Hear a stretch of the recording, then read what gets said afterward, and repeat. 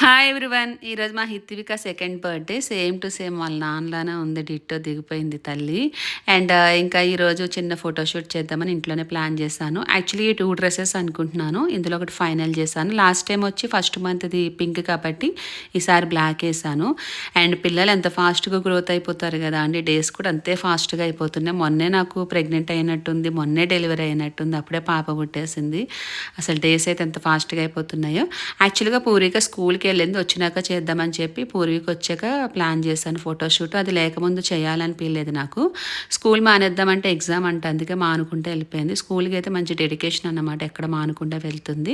మొత్తానికి అయితే ఏదైనా చిన్న ఫోటోషూట్ ప్లాన్ చేశాను. ఏమంటారు, 2 కరెక్ట్గా రాకపోవచ్చు, బట్ ఏదో అప్పటికప్పుడు ఇంకా పాప ఏడొస్తుందని చెప్పి ఫాస్ట్గా అప్పటికప్పుడు అలా చేసేసాను.